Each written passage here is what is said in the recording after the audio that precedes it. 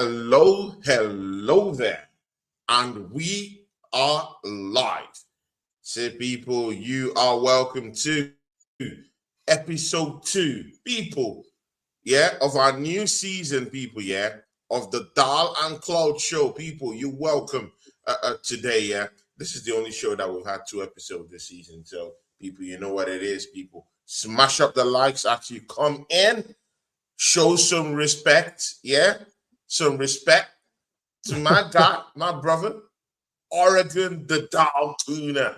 Oregon, talk to these people. How you doing, mate? Hope you're good. I'm doing pretty good, Tony. Good to see you again. Some wild news we've had in the last couple of days. Ready for a double Brazilian signing. I mean, the double. Let's do the double, right? Let's get it done. But no, it's been an interesting 2 or 3 days, of course, with transfer news, but I know we'll dive into that, but all's good. All's good on my side. How are you been, Tony? Yeah. How have you been? Man, I mean, see, Oregon, I've been buzzing behind the scenes. I mean, it's just good to see, our enemies shake, Right. And quake under the pressure, seeing Arsenal doing what we're doing in the market, making reverberations, making noise all over the market. We're everywhere like 50 Cent, everywhere for the big-time players, everywhere looking for big-time signings, and our enemies are on their knees, begging and pleading and saying, please, Real Madrid, please, Newcastle, don't sell these key players to Arsenal. If not, we're dead. See, I mean, and again, this forms a fulcrum, the basis for our show today, because Oregon, I'm not going to allow you just, run wild and free today. I'm going to check you on some certain things. It's going to be a goddamn war. All right. Even if we want justice, in some places, bring the justice. We'll come around the table. We'll come around the corner. But, I mean, Oregon, we have to talk about Arsenal's transfer window. Last week when you came down here, on our show, of course, Ola was here, I mean, right. You had your say. Ola had his say. Thank God. Me and you are just here together, so we have enough time to really get, into the nitty-gritty with lots of time to explain. I mean, you didn't give our window up to 5 over 10 last week. Oregon, with what is going on right now, are you coming around the corner and saying, you know what, the weight might, that weight is looking a little bit like, the rise of the shining sun right now. I will take what I'm taking right now, than, downgrade it last week. Where are you within this transfer window right now, bro? Shout out to the assembled. Assembled is shout here. out the assembled. Good seeing. Says good evening, everyone. Right now, without the signing of Bruno Guimaraes just yet, and only the Vini links, I'm giving the window a 3 out of 10. 3 out of 10, 2 out of 10. I mean, TZOLIS looks like he's decent. Yay, we're bringing in another goalkeeper.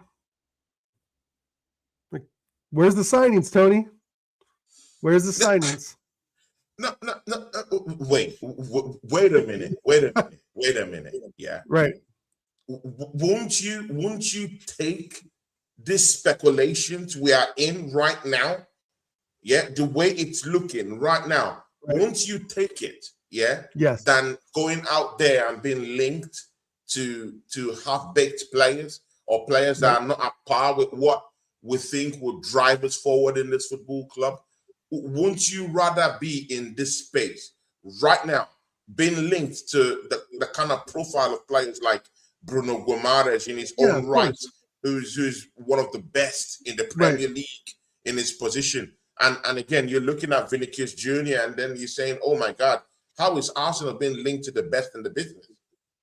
I mean, this is not something we can say that we've done, in a whole a lot of years that we've been Arsenal fans, going for the best of the players in the business. And you can see concrete links, not just hocus pocus or this fake thing going on. There's real, very, very real connections that we are in for that shout for this big time players in big time big I think business. it can get done. I think it can get done, though. I do. I think I think we can do it, right? But I'm just waiting for the other shoe to drop, right? Them to say, oh, it was really extreme speculation, but here's Marcus Rashford on August 15th or something, right? I'm just waiting for the other shoe to drop, because I'm like you. It's like, but Arsenal is not being linked to Rashford, though. We have to be fair in our analysis. We're not being linked with. But remember Rashford the Sterling. right now. I just don't want another Sterling signing, right? When they surprised us, the big signing was Raheem Sterling. Remember that, Tony? We had to endear Raheem Sterling for a while, and I think the links are very much there. I think we can do it because it's already been, all the work's being done internally. We're giving him 100% of his image rights. We're giving him around $475 a week, and he'll be in London. He'll be closer even to the Rock Nation headquarters in London, and also, this goes back a bit, Tony. And besides the links, this goes back a bit to the bust up between Tchouaméni and Valverde, right? That really split the Madrid dressing room in half. You had your French contingent side, right? And then your more Spanish contingent side, and some of the older heads at Madrid sort of clashing, right? So it put a real crack into the first team with that Tchouaméni and Valverde fight. I do believe there's some wounds there that probably haven't healed yet. And Jose Mourinho's in there just to kind of, I think, be the man manager. The tactics at Madrid kind of speak for themselves. You give them these players a basic idea. So, however, though, and then you got the Mbappe stuff where he wants to be, be paid as much Mbappe, etc. So I think there's more friction behind the scenes with this than people are really letting on to. And of course, the whole Benfica racist thing he went through with Jose Mourinho. I'm sure they've patched things up over that. I don't want to make it about that in particular, but I just think there's a lot more behind the scenes, some more cracks in the pavement that Madrid have really put forward, right? It was really kind of a disaster with Xabi Alonso, let's be honest. And Arbeloa got him back to playing, the level they need to be at, even though they lost out to the title to Barcelona. However, Tony, if I was to give a percentage on it, I do think we're about the 80% mark that it's done. And I know that sounds a bit crazy because I just think there's still that 20% out there, right? That he could change his mind and, but getting a player like Vini, getting him that 100% image rights, that's another $100 million, $250 million almost in his pocket. Right, so he like doesn't need to give up that.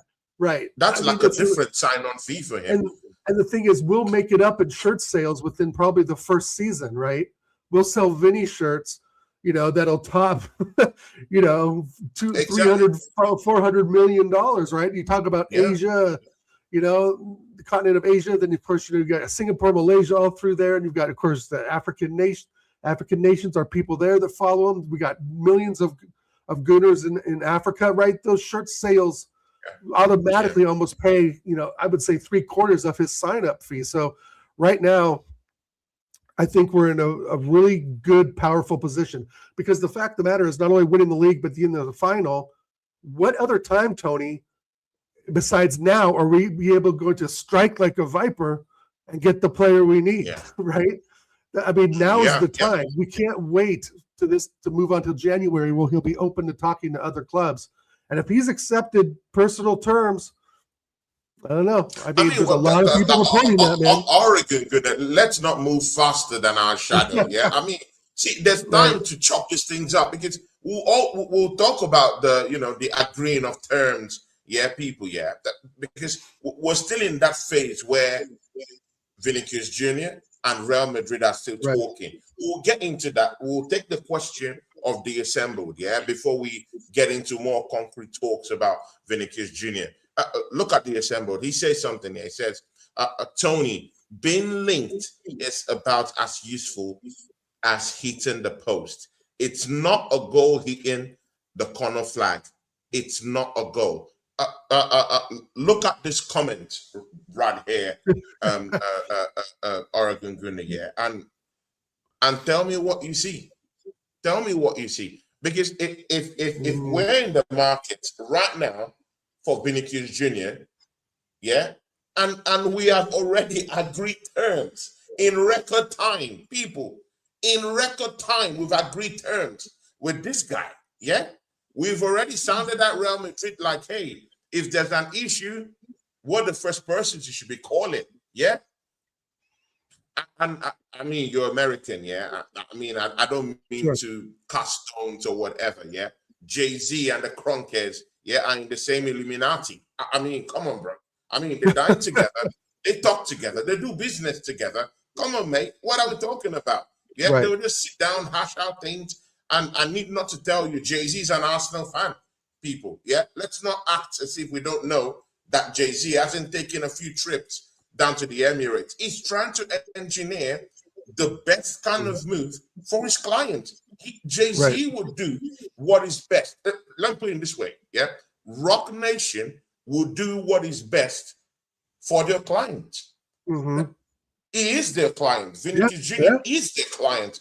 He will do the best thing. He will get in the best move, which is more lucrative forthcoming deals, more lucrative management systems, yeah, and more, as in, they will put him out there. They want a system that would put Vinicius Jr. as the best left wing player ever on stage right now, as it is, and that's what they're doing. When you look at the assembled comment right here, isn't it a bit kind of like disrespectful to what Arsenal is really doing right now when we're taking the time to be involved in this kind of big kind of transfers and being in that shout, being in that conversation, only for us Arsenal fans to come out here and say, hey, it's not a goal. Yeah, so why should it be? It's nothing. It's not a goal. Well, I'm sorry, won't you negotiate deals in the first place? We have Real Madrid, who's literally the biggest club in the world, who's literally negotiating with Vinicius Jr. What are we talking about? Well, I think that's a pretty good analogy, but you know, when the ball hits off the post, it comes right back, basically. So again, maybe there's more negotiating to do, but to even think that we're in this sort of position, you know, it's good. It's good. And, you know, our friend Mark can say what he wants in the chat. If Vinny was linked to Man United, you know he'd be all about it. We know he'll be twerking. I mean, don't mind Mark. Mark, I mean, come on, man. Mark, come on, bro. Don't do this. We're far ahead of you guys. I mean, you guys are talking about, you know, Santos and all these other ridiculous kind of players. Yeah, I mean, we're talking big leagues. We're talking the Bruno Guimaraes. We're talking about the Vinis. I mean, come on, bro. Hold your space. Know your place in this, you know, in this system. Yeah, understand your place. Yeah, don't talk when the Oregon Gunner is talking. Yeah, just sit down and listen. Yeah, because this coming season, yeah, after we've arraigned all the players we have, yeah, you guys will lose the game mentally before we come in. So before we do that, let's allow Oregon Gunner do his talk. Yeah, so Oregon Gunner continue, mate. I mean, Mark is getting under your skin. Pause. No, it's not. I just think it's funny because it's like we talked about before. All the rivals are coming out now. You know, all the rivals are coming out. You know, they're all coming out. It's fine. You know, it is what it is. Big up Drew Gunners. But the thing is, it's like if reiterate, if we're gonna make a move, now's the time, because I don't think it's going to happen. And you know, if we extend this thing out and Madrid, they could wait. You know, there's a lot of variables that could happen. But for multiple sources saying he likes the terms, so that's 1 foot in the door essentially. And to be honest, Tony, that's all we can kind of expect, really, right? You know, it's like we don't get deals done as quick as Chelsea. We don't get deals done as quick as City. In some cases, probably even Liverpool. But the fact of the matter is that at least we've got a foot in the door, right? So I just still want to hold my breath, but I still think that there's solid links there. And the thing is, too, let's not forget that Vinny was at Madrid since he was 18 years old. He's been there 8 years. He's won everything there is to win there, right? Yeah. So at 26 years old, I think if he really wants to do a new new challenge with his career, and again be in London. It's not like he's going to be in Liverpool or, you know, God forbid, Manchester. Just kidding, Mark.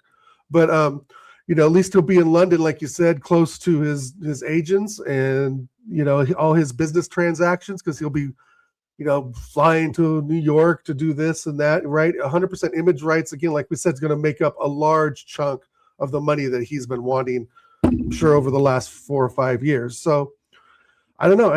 I'm excited for the links, and I think any of our friends who are, you know, supporters of rival clubs would roll out the red carpet for Vinny Jr. if it was financially possible. There's no way that any club in England turns down the signing of Vinny Jr. Oregon Gunner, yeah. I mean, when you talk about this thing, yeah, I mean, I'm not seeing you so kind of like giddy or overtly excited like how other Arsenal fans are. I mean, there's that touch of carefulness when you're talking about this transfer. Right.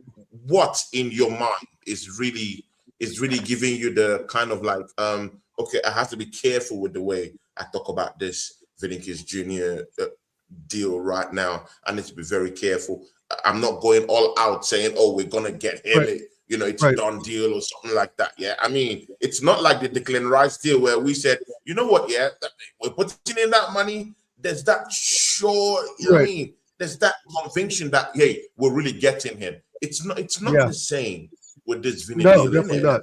So what's creeping up in your mind? What's bringing those doubts in your mind and in the minds of people at, let me say, the Assemble? Well, I think Mark's got a good point. If they make some other business transactions, that'll free up, you know, some more dealings. That's going to free up money to keep Vinny. Right? They could do that. Like, and that's a good point. But I don't know how Vinny that negates the reports that's coming out. They are at an impasse right now. It's a standstill. Real Madrid has told Vinicius Jr. This offer, we are not adding anything. We are Real Madrid. We are not adding anything to this new deal. Take it or leave it. That's what Real Madrid. That's why it's called. If you look at our title today, it just said the contract talks is on standstill. Yeah, two of them are saying this. Two of them are saying that. No one is, you know, corroborating what each other is saying. This one is saying, hey, I'm tired of this. I need this. Give me this. This is what I need. Vinicius Jr. is saying, you know what, I need 80% of my image rights. That's my money. Why are you taking the whole thing? You can, even if, because I really do appreciate you guys keeping me here all these years. Good. Take 20%, and I take 80%. It's my own rights that we're fighting for, innit? Right. And Madrid is saying, you know what, leave it or take it. Right. And remember, we beat them 2 seasons ago in the Champions League. You know, so maybe I think if you look from Vinny's perspective, I think the fresh perspective of starting something new, right? And that's right. Mark Bro did make Vinny. He's been there 8 years. Henry was at Arsenal for 9 years. You know, just kind of give that some perspective. It's like at 26 years old, he's obviously in the prime age. And if he wants a new challenge and Arsenal have a deal where he gets 100% of his image rights, what player's not going to go for that, especially of his caliber, you know, top 5 player in the world, virtually I would say pretty damn near a global icon, right? Let's be real in world football. You know, I just think that there could be a real opening for him to kind of, you know, look at his Madrid surroundings and say maybe it's time, right? And I get, again, being the hub of where business is happening. You know, like I said, Rock Nation is agents' office. They have an office there, obviously, and they do have one in Madrid, I'm sure. But I just think it's like if the money's right, this kid could move. I think the move is there, hopefully. But to keep him back, I think it would be again, Madrid having to update their offer. That'd be contingent on other sales that I'm sure they don't know what's going to happen first, right? I don't think it's as clear cut as Tchouaméni just walking out the door the minute, you know, Rodri steps foot in Madrid. I'm not so sure. maybe they'll look around. Bro, Tchouaméni has gotten a new deal. Don't mind what Mark is saying, yeah? Mark had spent his whole summer insisting that Tchouaméni is going to come down to Manchester United. And I said, this guy drunk. And right now he's signed a new deal. Tchouaméni is going nowhere. He is going nowhere. And he's not coming to any Man United. So, Mark, please, bro, we don't need that delusion down here, bro. He's going nowhere. They've signed that deal. And again, see, Oracle Guna, yeah, Real Madrid would need to knock someone off right now, yeah, to be able to accommodate Vinicius Jr. and also bring Rodri. Mind you, that deal that should be bringing in Rodri to the football club has already been discussed with Manchester City. Mind you, Manchester City have already gone into the market and registered their interest in Boadi. They call him Boadi. I mean, the Moroccan international, innit? It's been doing great things in France. Mil for him. I think they've signed him up already. That's done already. Now, that's more like maybe a natural replacement in a way of some sort for Rodri, who is going to be living in the football club. And Elliot Anderson.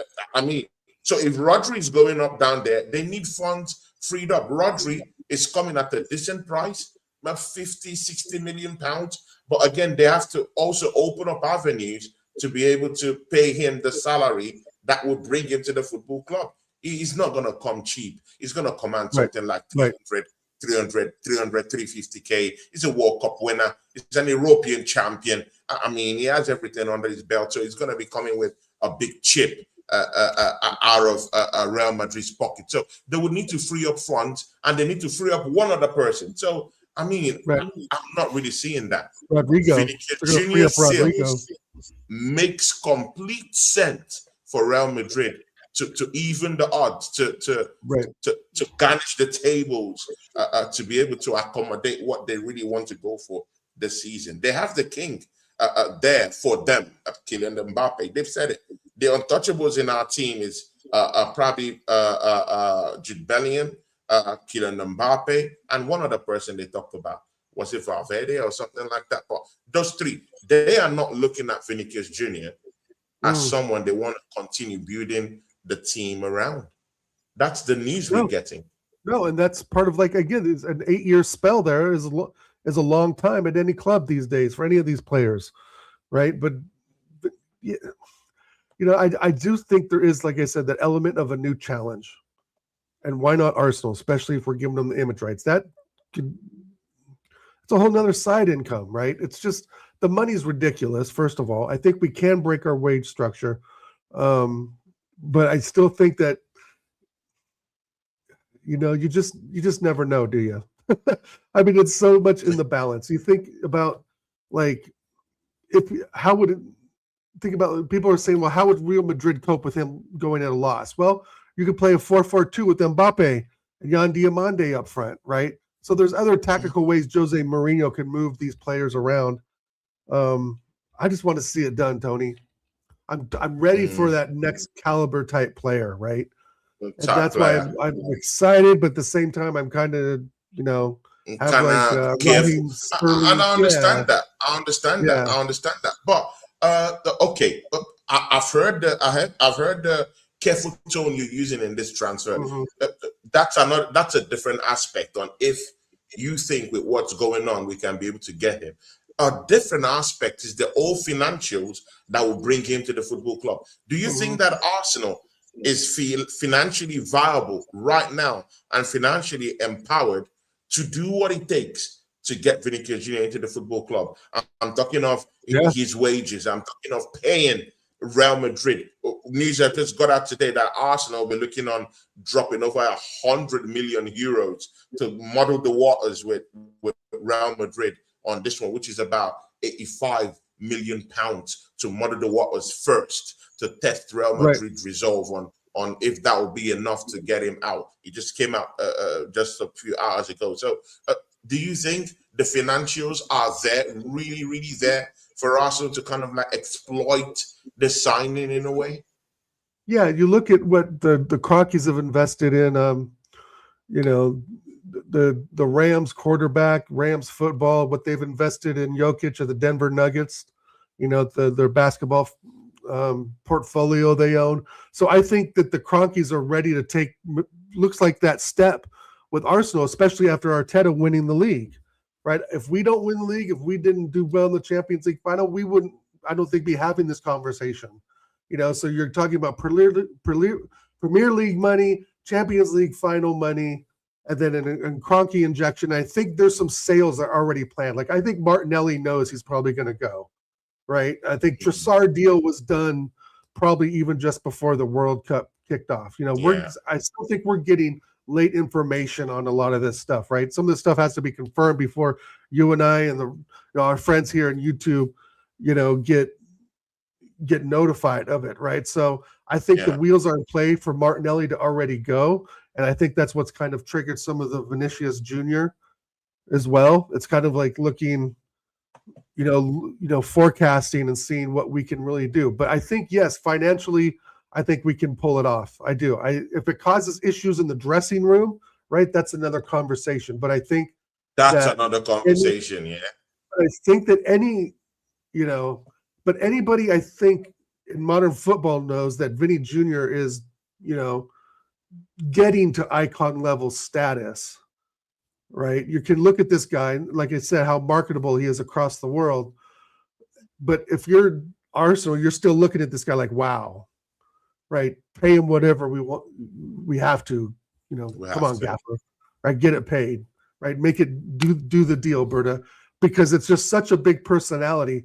And again, that's kind of what Arsenal needs. We need to show that we have big personality. We need to show that we are here for hopefully a next run of trophies for the next few seasons, like we've seen Man City do, like we've seen United do, right? We saw Chelsea kind of do that a bit too. So I think it's our time to hopefully, you know, get a player like Vinny in, which will bring in other players down the road. So I think, you know, there's a much bigger picture, you know, involved with this. And I don't know. It's like you think 117 for Morgan Rogers and let's say 175 for Vinny, which I think it's going to take 175. No, but those players had more time on their contract. Vinicius Jr. just needs to spend more 6 months and then he could move on a free transfer anywhere. Well, I mean, without paying Real Madrid any big time money. That's what I'm talking about after a year. So, I mean, 100 million, for a player on that contract for just 1 year, it makes complete sense, though. Right. Let's do it. Let's do it, isn't it? So, Oregon's going to think that financially, Oregon going to think that financially we can actually hold our own in this particular signing. Okay, good. See, Oregon going to just dream about this. If Vinicius Jr. comes down to the carpet, people, let's just take it like that. Shout out to Drew Gunners, who's down here. He says everyone is hating. Haters. He says everyone is hating, because it's not them. Exactly, like Mark. Jealous, jealousy, just because they are not being linked to the biggest players on the planet, and we are, and his man is just convulsing all over the chart. He's angry, he's pissed, he's bitter. I mean, you can sense the bitterness from his tone, Mark. Probably me and him will be starting our show next week, but I mean, he's so bitter. You can see all his, all his draft in the charts. His red face, he's pissed. Big bad Man United can't go for gigantic personalities and icons like Bruno Guimaraes and Vinicius Jr. Instead, they have to settle down, with Santos and who's that other clown they brought from Aston Villa? What's his name? Cornetto.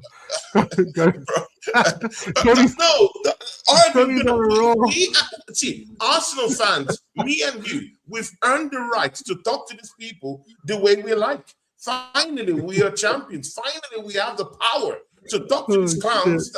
The way they should be addressed, because they are clowns. They've not won a Premier League title in about 14 years. How dare they come around and have discussions with me and you? We are champions, bruv. and to further accelerate and push up on that, we're in the shout for the biggest players on the planet. So it is what it is. It comes with the territory. When you win big, when you're champions, I mean, you just go for the juggler, isn't it? I mean, it's not like, oh, okay, exactly. It's not like we're planning to launch an assault on the Premier like League. A viper, we have already launched a successful campaign and launch an assault on the Premier League. We're just thinking of accelerating our status right now. So if we're in that shout for the biggest of players on the planet, people, it comes with the territory. It is what it is. So we have earned this right to put these rivals where they belong. Yeah, and part of it is being in the mix of big-time players that are being linked to Arsenal, and there's a real genuine connection that we are seeing in the transfer window that these players also want to come to the Premier League. We'll talk about Bruno Guimaraes. That's our last topic. Yeah. See, imagine Vinicius Jr. or Gunnar in this team. What are the things? Yeah, bro, we've earned the right. Leave all these guys here. Let them get votes in the chart. I don't care. No, I'm listening to you. Bro, we've earned the right, bro.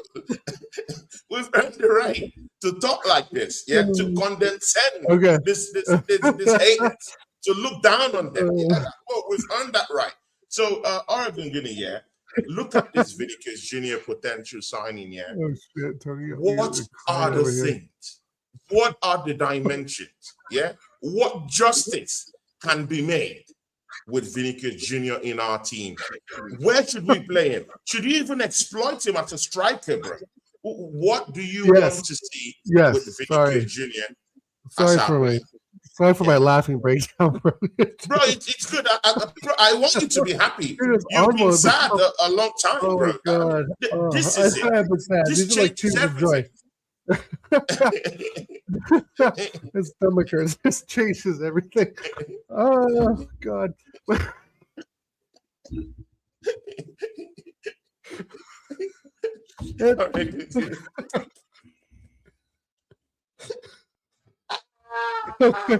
like treating the rivals like this. This is how it's supposed to be. All right.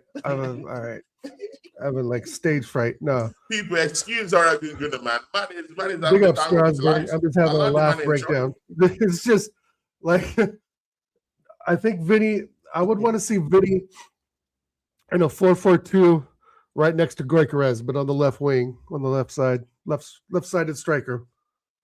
4-4-2. Put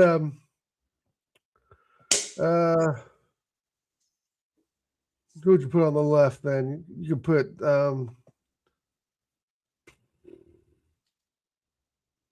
let's see, who do you put on the left? You could put Eze on the left, Declan Rice, Bruno Guimaraes, and then Saka. Right, in a 4-4-2 with our normal back four. Sorry, it took me a minute there. But I'm just thinking like Arteta's not going to change up, though, a style of play that he considers is, championship level football, right? Why would Arteta change up his style a bit? And so if we were to revert to this defensive strategy that we've seen him implement with Martinelli and Trossard, Vinny Jr. is not going to go for that, bro. Right? So I'd want to see a 4-4-2. Let's put up our best goal scorer from last season on the right with Guimaraes and Vinny, and let the two of them just cause fucking havoc, in the 18-yard box for center backs. A fourth, I still think if let's say Arteta did a 4-3-3, I think Vinny Jr. would have to drop back too much. Does that make sense? Mm-hmm. I mean, Oregon Gunner, I know this is your area. I mean, you're more specialized in this technical dimensions, 4-4-2, 4-3, bro. I give that to you. Yeah, I'm not really into all those technicalities. But the thing there is that when you get a player like Vinicius Jr., automatically it resets the approach to which you're going to go into games with. You finally see that you have someone you can actually trust, who is an icon in that left wing position, you just have to keep attacking them. I mean, it just comes naturally. So if you're a defensive-minded manager, yeah, and for some reason, yeah, because of what you've done last season and the positioning you've brought the club to right now, yeah, it's as a collective with Bertha, the manager, the fans together, yeah, where we are right now, you were able to now bring in Vinicius Jr. onto the play, yeah, and of course Bruno Guimaraes. Don't you forget Bruno Guimaraes coming down to Arsenal. In fact, that's the most important deal in this, in this transfer window, because it glues everything. It makes sure that we finally have someone who could transport the ball, who can hold on to the ball, very tenacious on the ball, very aggressive on that ball. He holds on to the ball. He could transport the ball up onto the final third. Even if he's a good defensive midfielder in a way, he's not that kind of guy that is default setting is to defend. The first thing that comes to Bruno's mind is to hold on to the ball and push forward. He's that kind of guy that wants to go forward. It's a box-to-box. Drive forward. And that's what we want to see. Right. So we're not going to see an Arsenal team in midfield that just want to possess the ball, pass the ball, tiki-taka around, sideways passing. No, we're finally going to have a midfield that's going to approach the game from the angle of strength, from a position of strength. And when you have Bruno G, who will tie up that midfield together, glue it all up, yeah, possess the ball, dominate the ball, be very aggressive on the ball, and transport the ball to just maybe a player. And again, Oregon, this is what that Bruno Guimaraes signing does for us, that people are not looking at keenly, yeah? It's not about the defensive prowess of Bruno Guimaraes. We all know that. The thing there is that the choice and the options he gives us in that third positioning for the midfield at the top of the midfield diamond, when him and Declan Rice is going to be playing in a double pivot, yeah, shut down the midfield. That third midfielder, the option it gives us with that third midfielder, it's very important. You can decide and say, you know what, yeah, I don't want AJ doing any of the defensive push at all in this team. Right. In that midfield, top of that midfield diamond, allow Bruno Guimaraes and Declan Rice possess the ball, transport the ball forward. AJ doesn't have to come back. That naturally he does that under the Arteta system. He goes back, tries to shore things a little bit, push up toward the ball again. He doesn't have to do that. We have a Bruno G who would actually do that. Transport the ball to the final third, open up those pores a little bit. He's constantly looking at breaking out lines and finding those pores. And AJ just have to see just deep, just a little bit outside the 18-yard box.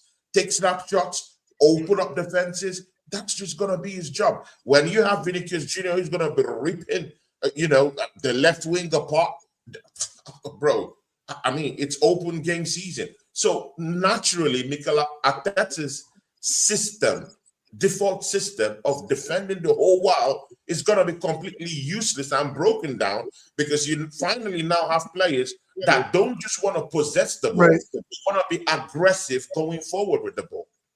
Right, and that's kind of what I was thinking too with the formation of a 4-4-2. Now, essentially, though, what you're saying is having the 4-2-3-1 with Vinny on the left, Eze in the 10, Saka on the right, and Gyökeres or Havertz up front with Declan Rice, and Bruno Guimaraes as the double pivots. I get that, but I'm concerned, like with Gyökeres still to a point of Vinny doing his thing and operating that wide space, but at the same time, I think that Gyökeres needs to be there as well. And I'm just wondering if just having the two of them constantly up front as a threat, because we know Arteta does pull back the striker a bit, right? When Gyökeres is up there, he pulls him back to defend. I'm hoping there's some change to that, right? Would there be any pullback, though, when you don't need to be pulled back in any way, though? But because the signing of Bruno G completely does that for you. There's no pullback whatsoever when you're going to possess the ball, be very aggressive on the ball, and you're not looking on passing sideways. You're looking on progressing the ball. Does this make sense to you? Yes, that the yes, of course. striker doesn't really need to track back in any way. It's constant on the necks of the opposition It's not just players. always that, though. In a game of football, it's not always that, Tony. Don't get confused that Vinny Jr. comes in, all of a sudden we're going to have this incredible, just, guns blazing attack. I think that's going to take time to develop, right? And that's why I want him in right now, so we can get Vinny some preseason games in, which, that's kind of hit or miss. But I just want to see that more attacking of what you're talking about. But I don't think it's just that cut and dry, bro. I think there's other teams that are going to be, okay, there's Vinny Jr., so we're going to have to figure out a plan for that. And I do think this guy, if he signs, is going to have a learning curve. It's going to take time for him to really blend into the team, because we know the way he wants to play. But is that going to be conducive to not only what Arteta really wants in the broader scheme of it all, and also, is that going to work with the players around him? We saw Odegaard having trouble getting service to Guimaraes. We saw our midfielders at times having trouble getting service to Guimaraes. If we can get Vinny Jr. to do Vinny Jr. things, I think there's something there, if we even get him, right? That's number one. So if we let him operate in that space, I think there's something there. But I just don't think that it's us going to just be on the attack, because we've seen the U-shaped football for so long now, right? We've seen, I completely get what you're saying. And I completely get what you're saying.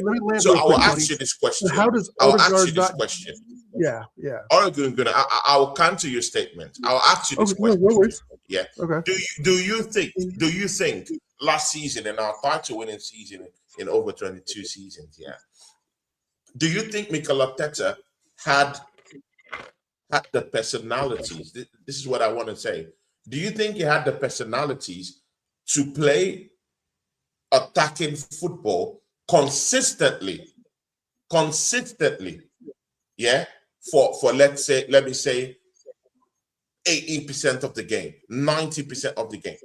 Do you really think he has those minerals in the team to achieve that in the league?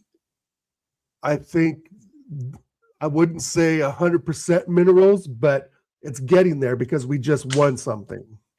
Yeah, right? I get you, but it's not like we have the personnel to consistently hold an attack for 80% of the game. We don't have that resources.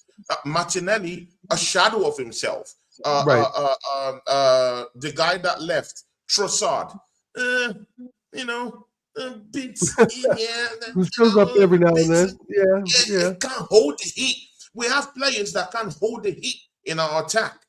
Consistently 100%, consistently and 90%, which is what you want to see. You want to see high octane attacking football. You have to ask yourself, do you have the personnel to actually hatch that plan? And you've just answered it yourself. We don't have that. None cannot hold the heat for 20 or 10 minutes, not even talk of 90 minutes of the game. So where do you want the sustainability of attacking high octane football to be achieved when you don't have the necessary minerals in the team to actually achieve that kind of style of play? So I would just say, let's just count our blessings. We won the Premier League with this bunch of attack down there. I would say our winning this title was down to our defense and partly our midfield, and also maybe Victor Gyökeres getting a pinch of that 20-something goals this season. Apart from that, bro, we're lacking in this subtle attacking areas, and that's they can't hold the heat.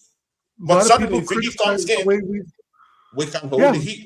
A lot of people criticize the way we won the league, right? Set piece FC, ole. Disregard all that, right? No big deal. If other teams had a good heading technique and strategy, they'd be doing the same things, right? We've covered this many times. The Vinny thing is definitely a different dynamic, right, Tony? It does bring in a very, a world-class signing on that side, which we've missed for a while. Martinelli showed patches of it about 4 years ago, right? Let's be honest, that's been about 4 years now, where he scored, I think, 15 goals. And, Trossard has really been kind of hit or miss, but has scored important goals for us, right? And, of course, his technical ability on the ball. But there was never any speed there with Trossard, right? I think even with TZOLIS signing, he has a bit more pace than Trossard. And if you're replacing Vini with Martinelli, I mean, that'll be night and day, right, at Martinelli's form right now. And I think Martinelli's been at the club for quite a while now, 6-7 years, maybe 5-6 years. I'm not 100% sure. So, he may be looking at greener pastures too, where he can, go to Spain. Atletico Madrid, I think, is a great place for him to go. But, but we have, if we have our foot in the door to sign a player like Vini Jr., we have to go all guns blazing to get it done. And when I know that'll change the dynamic on the left side of the attack. But as for an overall game, sorry, Tony. Sorry, you get a little bit under the weather. As for overall, bro, you're a champion, man. I mean, you're a champion, yeah. Sip the water. I mean, sip it, bro. Yeah, you're a champion, yeah. You don't have to appease this Man United fans. Don't choke, bro. You have to drink something, bro. You're a champion. No. Champions take their time, have a drink, and relax. Yeah, we don't need to. I mean, we don't need to. We don't need to convince people like Mark here. Yeah. Anything. Yeah. So, all right, gonna take your time, my brother, man. Take your time. No, it's good. I'm good. I just think, again, we got our foot in the door. We got to see what happens. And that he agreed personal terms is great, but like you were saying, this does spark the attack, right? We didn't have any real engine starters as we get the ball in transition. We relied on Odegaard and Eze, which I think Eze is better at it anyway. But I'm wondering what it's going to be like when Vini Jr. is screaming for the ball and Odegaard's passing it back to Saliba, right? And those sort of things, if Odegaard's even going to be a starter, which I'm sure he will because he's Arteta's fanboy, right? That he's going to have to change up the way he plays, right? It's not just, remember how we had Guimaraes and we thought, I wanted to also ask you that question too. And it took, it took the service, right? It took finally understanding that Guimaraes needs service.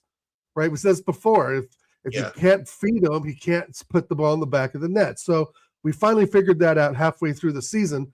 But I'm very curious how that's going to work with Vini Jr. And that Odegaard dynamic who wants to play it safe while Vini Jr. is always on, attack. Right? How is that going to work itself out, Tony? Right? So it's two different sort of essentially tactics that I don't think Arteta's really putting out there, but Odegaard's creating, right? Odegaard's creating the back pass. Odegaard is the one who should be playing it forward, So I think that Arteta almost will have, if we sign Vini again, Arteta will have to, really evaluate who's going to be in his starting lineup first of all, and if Odegaard really can provide the service that we wanted to see with Guimaraes, and it was difficult for him to do it. So I'm wondering how difficult it's going to be for him to get service to Vini Jr. Yeah, big up to Benito. So hello, 444. One last dance for Jesus. Let's go. I mean, bro. I mean, Jesus is gonna have to take the bench on this one, innit? But again, see, Oregon Gunner. I wanted to ask you this question about Odegaard. Me and you have been very critical of the captain of our football club, not because we hate him, but because we want him to do more. Because we feel that Arsenal have placed the keys in his hand in a platter, on a platter of gold. And he hasn't really grabbed that chance by the scruff of his neck with the showings he's had, to be very fair to him. If we want justice, to be very fair, he has been injured. He's been in and out of injuries. I thought we credit Mikel Arteta with that, the overuse, the throwing of players here and there, and defending at the same time, going forward, getting them tired of one out. We know where that blame is to go to, but throw that all away. With what I said about Bruno Guimaraes coming into this football club and the options he gives us, I told you about the option of Eze. That's Eze. Odegaard comes with his own special abilities. So now, Odegaard, if he's thrust into that number 10 position, topping that midfield diamond that if we have Bruno Guimaraes and Declan Rice playing in a double pivot, and then we just, just sprinkle Martin Odegaard just at the top of that midfield diamond, suddenly Odegaard doesn't need to track back that much because we have Bruno G doing that and transporting the ball forward a little bit. So his own is just to, okay, press resistant, okay, no problem, going on that, pushing and all that, pushing the defense into oblivion. I hear that. So, and creating chances also at the same time too. If he doesn't need to play safe, which has always been a bigger problem that me and you have always critiqued him for, instead of going forward, you're trying to look at for the next available sideways pass. Right now, he doesn't need to do that when you have outlets like Vini, who might be coming, and Bruno Guimaraes, who will be down there. Right. Who they just wanted the ball. Yeah, are we back? Are we back? Oregon, can you hear me? I can hear you. Yeah. So suddenly Odegaard doesn't need to play safe no more. It's either you come in to play or you come in to not play. It's either one of those things now. Right. So it's either it comes on to show on or show off. So then this season we would really see if this Odegaard thing is really a big gamble or just a pack of cards that's just waiting to collapse. What do you think? I think it could collapse. Hopefully not. I just it could collapse, man. House of Cards.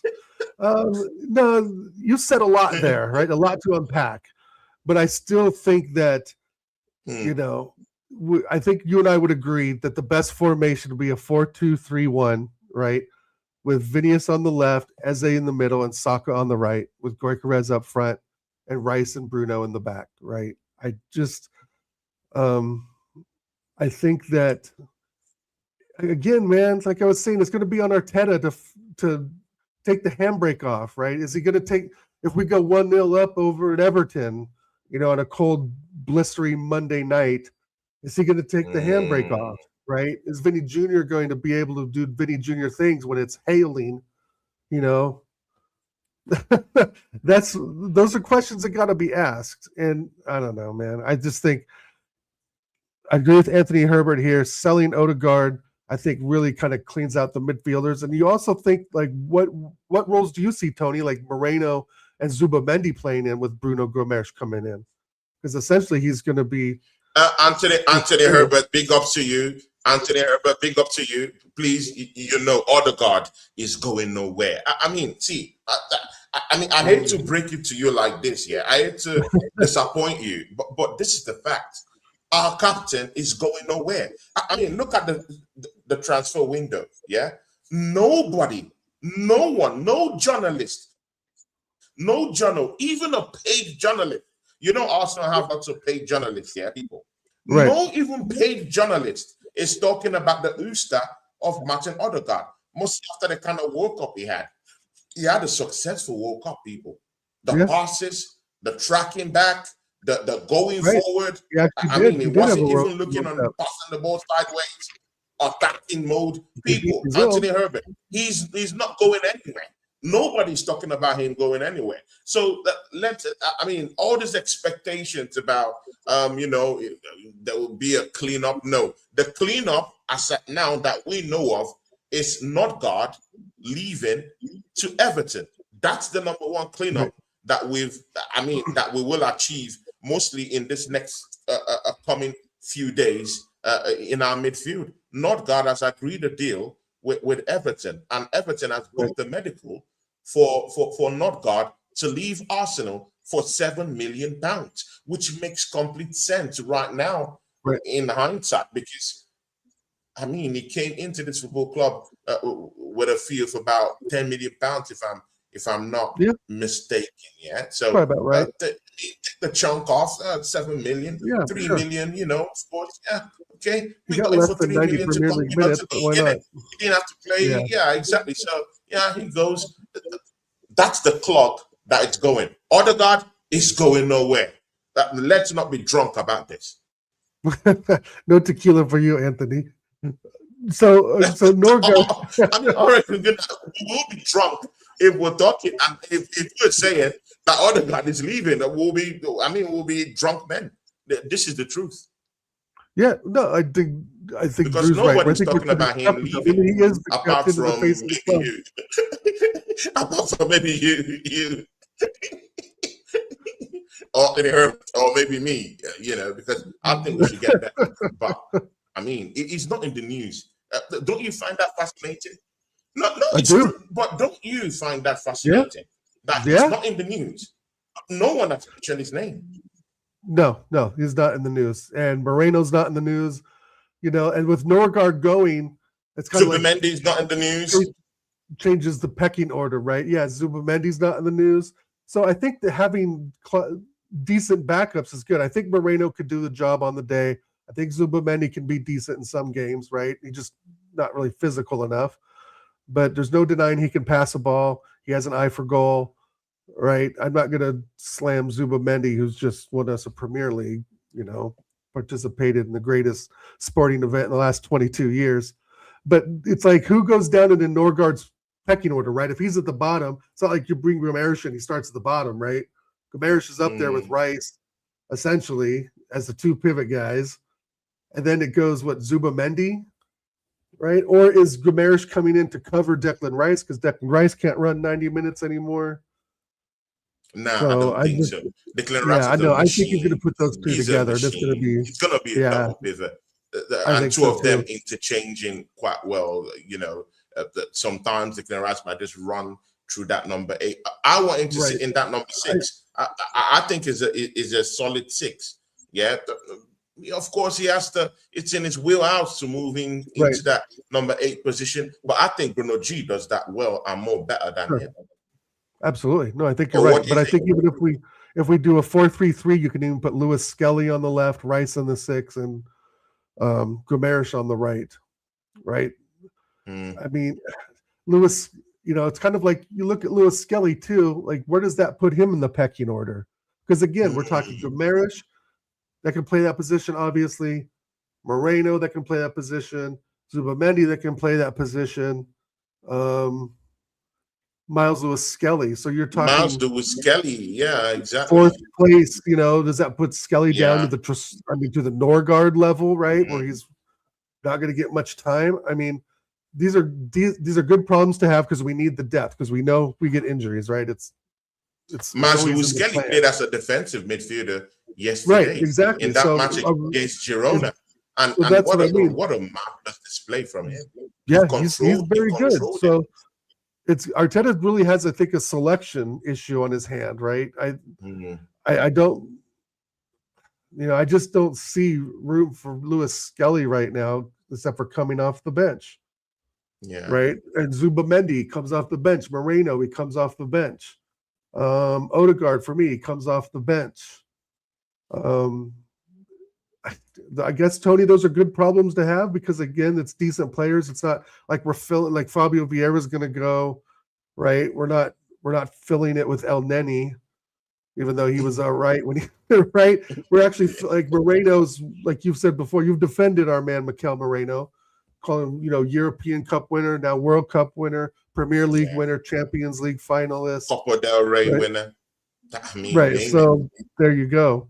You know, I'm just really curious. If I'm going to be very disappointed, well, number one, if we don't get Vinny, let's say we do, and Arteta does take the handbrake off, right, at Stadium of Light. Arteta does take the handbrake off when we're 2-0 up against Crystal Palace, 1-0 up, Crystal Palace. Yeah. Right? I just those cold wintry nights in those places. Yeah, I just want to make sure that Vinny hopefully realizes that it's going to be a lot different than Madrid. Right? It's going to be a lot different. But if we can get this guy into, like I said, it sounds like we got a very solid foot in the door. If the financials are there and he wants to be, you know, in one of the biggest, beautiful cities in the world, you know, not that Madrid, I'm sure, is beautiful, never been there, but, you know, it's like the Premier League needs another big star. I think the only big star in the Prem right now, to be honest, is Haaland, right? That real marquee player. The only real one is Haaland, right? So if we were to be able to match sort of that, right, with Vini Jr. signing, I think would be incredible.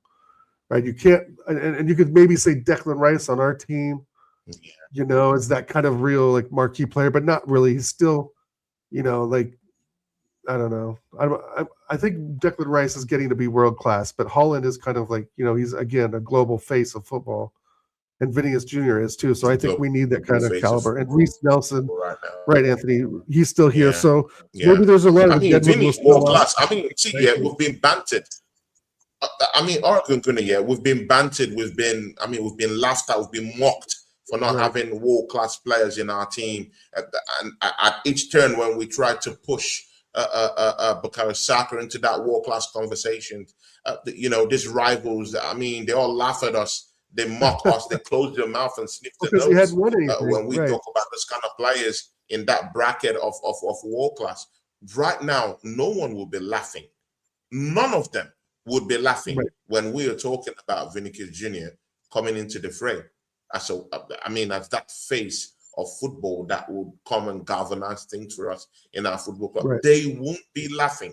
He's a world-class player, and he will make other players that play around him even more better and even allow them to start touching that echelon of world-class players too. Because I agree. Saka is not far off from that evaluation of a world-class player. Declan Rice is nearing that position after his World Cup showing. We have players who have just come back from the World Cup, you know, with a bronze medal from the World Cup. This is the world stage. You know, they get into that position. Vini just accelerates that, you know, that reaction, that chemical reaction. But you see, Oregon Guimaraes, the elephant in the room, Bruno Guimaraes, set for Arsenal medicals on Monday. Oregon Guimaraes, Bruno Guimaraes could be an Arsenal player on Monday. My brother, do justice to this. Justice for Bruno Guimaraes. Justice for Bruno Guimaraes. Big up Carl Rossi evening. No, the justice is this. Big up Carl Rossi. Carl Rossi.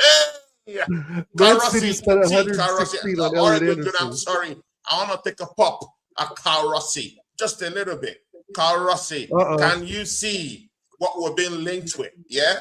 Carl Rossi, you said we're not going to be in the shout, of the biggest players in the world. Well, Carl Rossi, I hate to break it down to you because you're one of those guys that I really like, You're my brother, You supported me on my journey on this channel, But, I mean, I have to break it down for you. Arsenal is linked to bringing in a world-class player into the fray, to the carpet. Vinicius Jr. will bout, I mean, what I've just opened up with Oregon Guimaraes, Bruno Guimaraes, set for Arsenal medicals on Monday. Bro, Carl Rossi, you should be in dreamland. You just won the league last season. You're bringing in world-class players. What else do you have to lose? I'm sorry, I'm channeling my inner Trump. You should be in dreamland, Carl. You have to lose. Carl's in dreamland. You just won the league last season. And this season, you're in the shout to bring in a Vinicius Jr., presumably the biggest icon out there, into the Premier League with big bucks, And you also booked a medical for Bruno Guimaraes, who's one of the best in the Premier League, if not, I mean, top 10, top 11 in the world, in the position he plays at.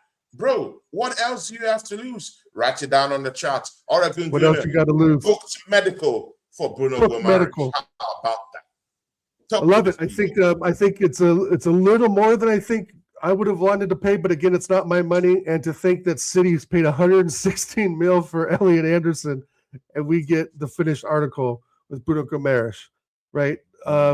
Think about how much United spent on Tielemans and Santos. We get Bruno Guimaraes.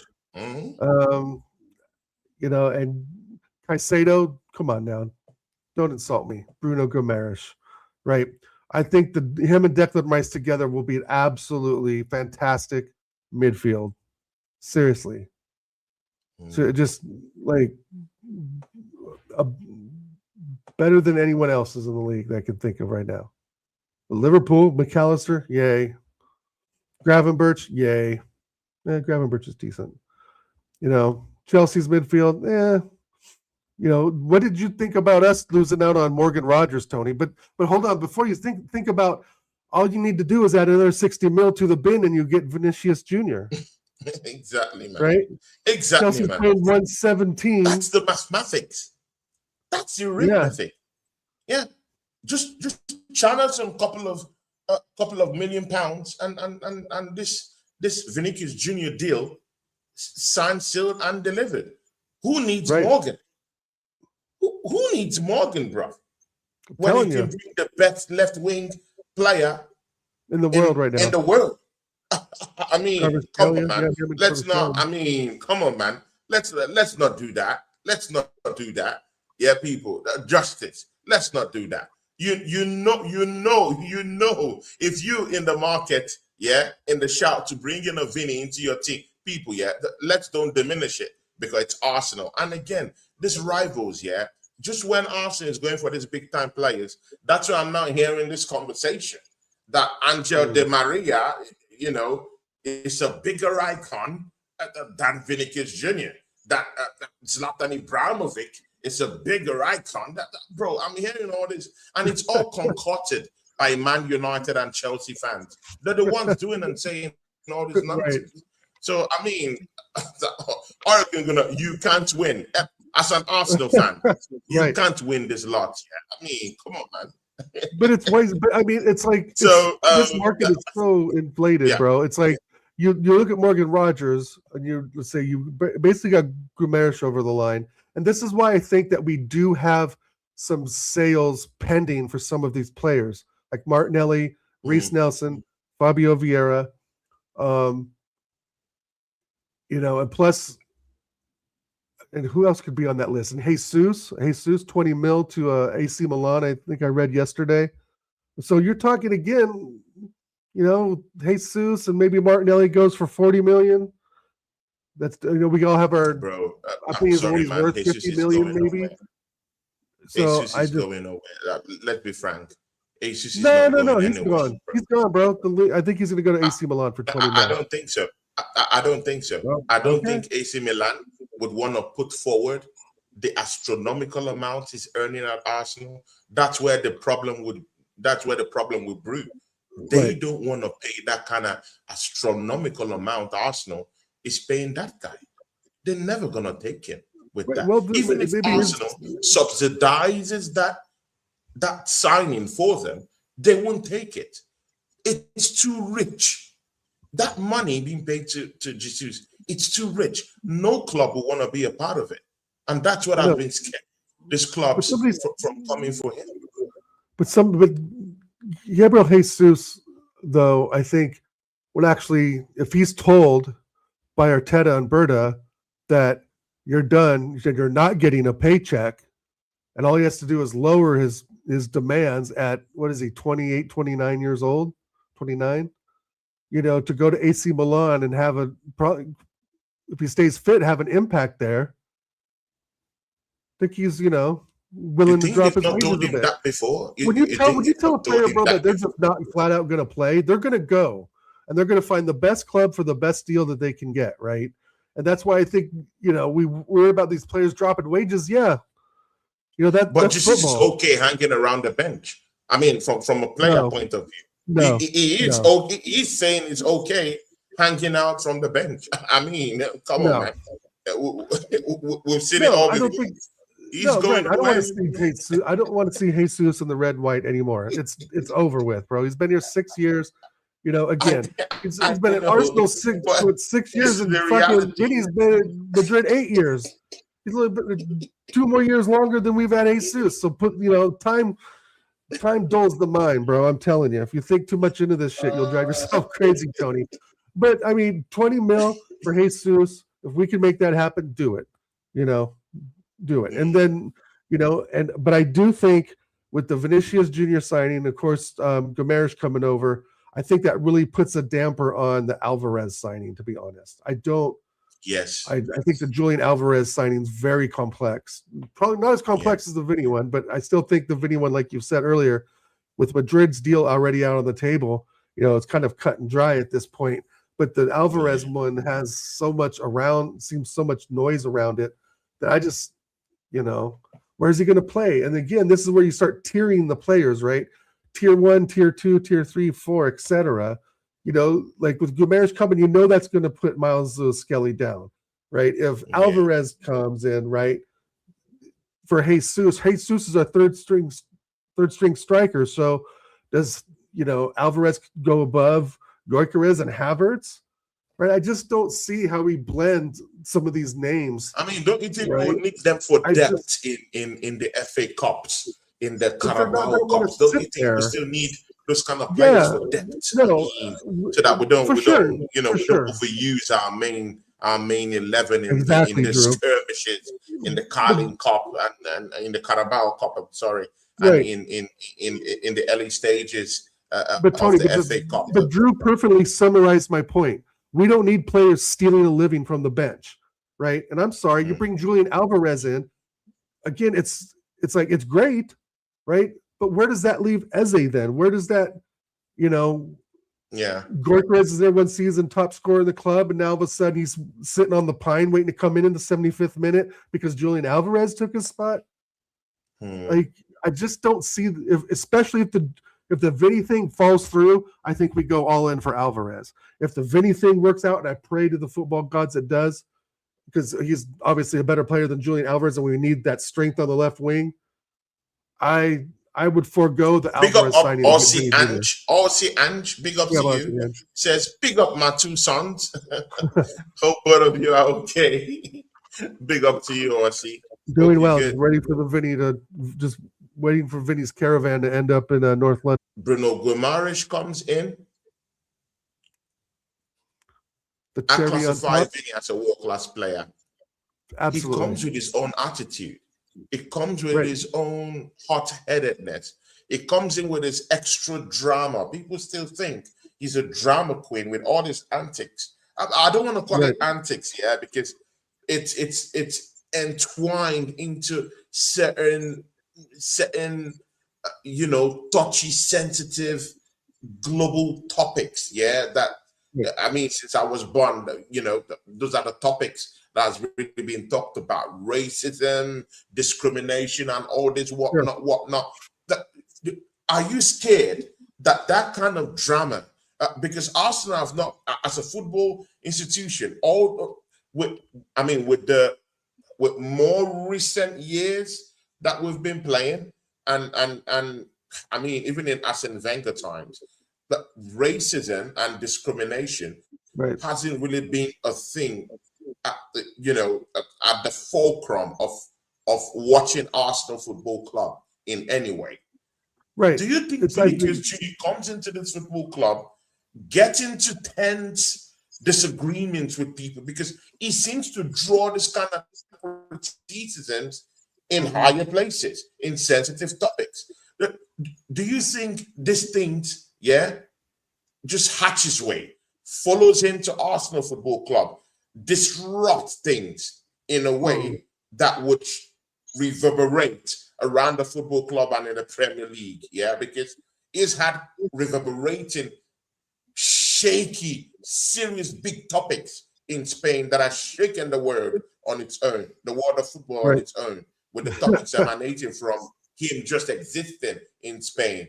Do you think he comes into this football club, those dramas follows him down here, and it's a hot head in a way, and then that drama ensues with Mikel Arteta, and then we have an all-out war because it's a big personality. It's big. I'm here for that, I guess. After nearly 500,000 pounds in a week, bigger than the boss himself, bigger wages than the manager himself. bigger management fees, bigger.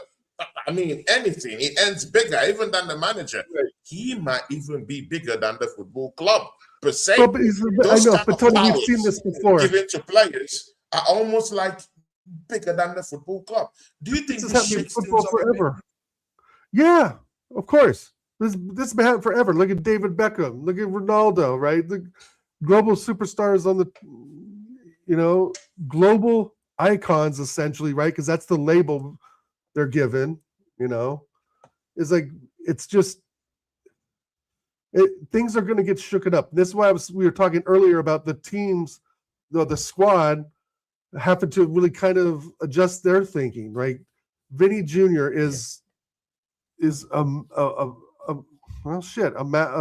big icon in world football. I'm not going to say massive, right? But a huge icon in world football. It's a statement signing, right? But I think that the players recognize that. 8 years he was at Madrid. That comes with a lot. Essentially they made him the superstar he is. But I do think there's that thought process out there, hopefully in his head, that I can change my environment, make an impact on a team that's essentially up and coming. Can Mikel Arteta manage him? This is where I'm at right now. Can Mikel Arteta say, "Hey, Vinny, sit on the bench in this matchup," without you thinking that there's going to be a skirmish down there in the dressing room? Can he manage this player?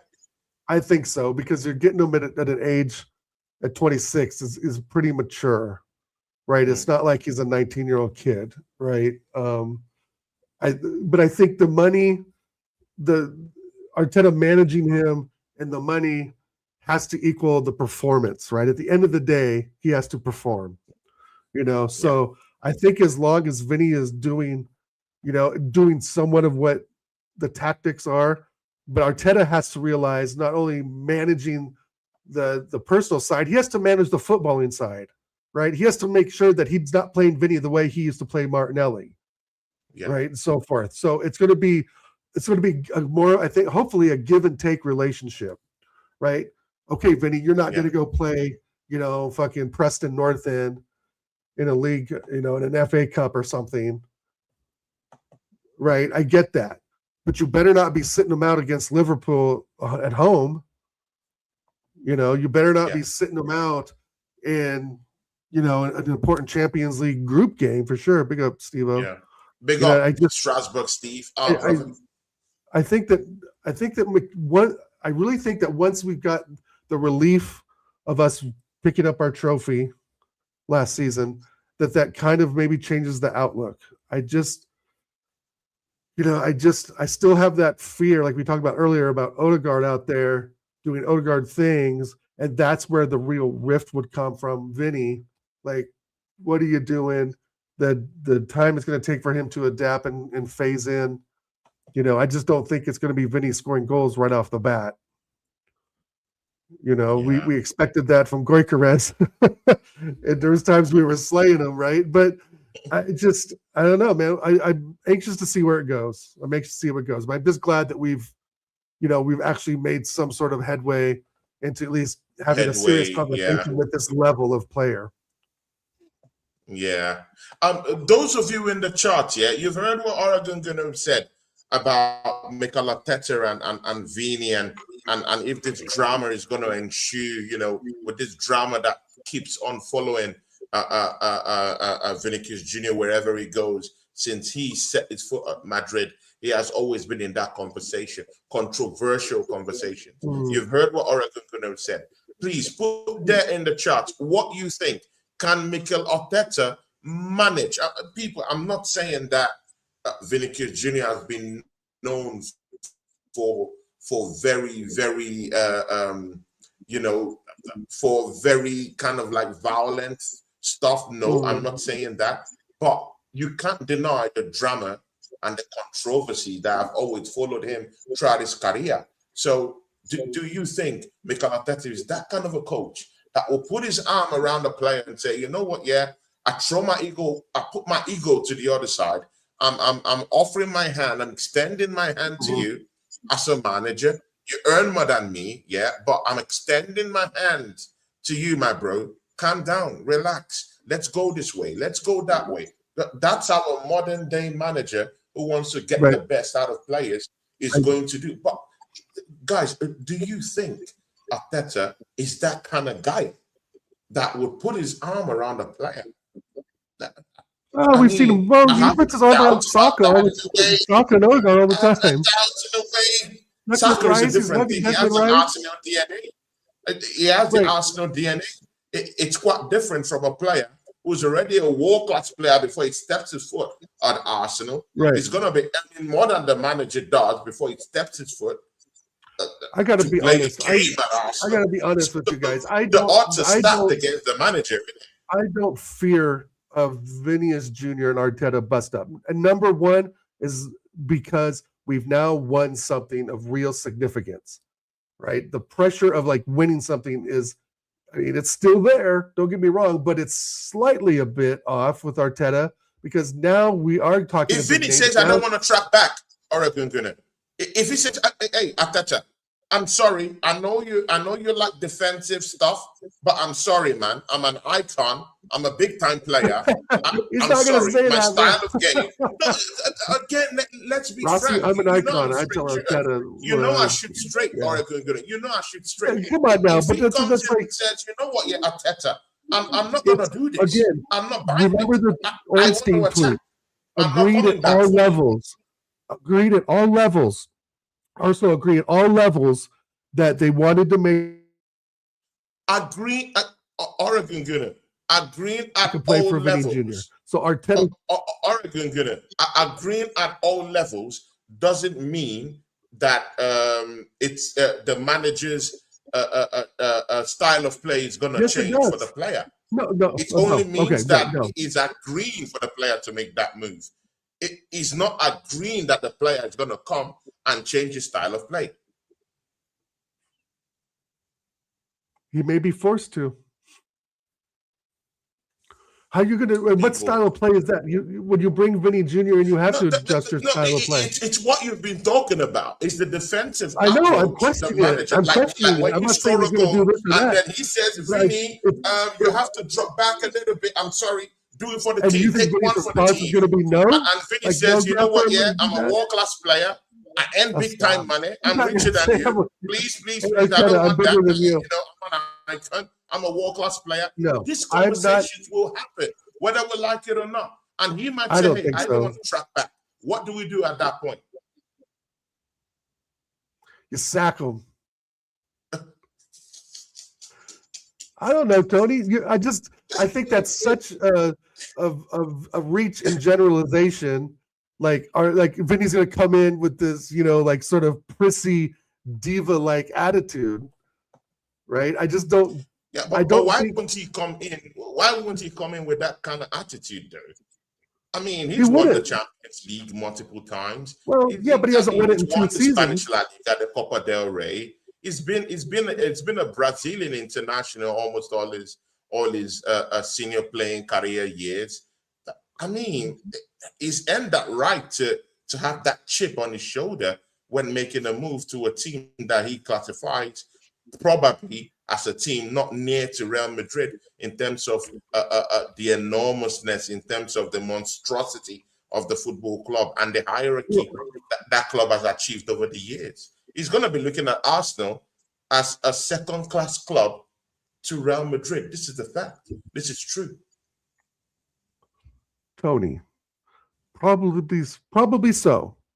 But again, it goes back to what we talked about him, having this epiphany of he wants to change, he wants to go live in London, and he sees Arsenal, buys into the project like any other player would, demands a high wage like any real world class attacker would with this market rate. I just don't. I think he comes there graciously. I don't think he's going to come again. I don't think he's going to come in there with some attitude of like, "Oh, I'm Vini Jr. Billy Big Bollocks, and I'm going to come in and shove my way." No, this is like a defined thing. And again, we go back to the Crockies buying paying a lot of money for LA Rams quarterbacks. Big up BBK. Big up BBK You know, Sports. pay a BBK, lot of money hit the for jack, my Denver brother. Nuggets. Hit the jack. Let me know when But, we can have our show, bro. Let me by know. playing- Hit my jack, bro. By playing, sorry, I had to look at the text there. Yeah, it's okay. By Crocky's buying big name players to enhance the Nuggets, to enhance, you know, the Rams and so forth.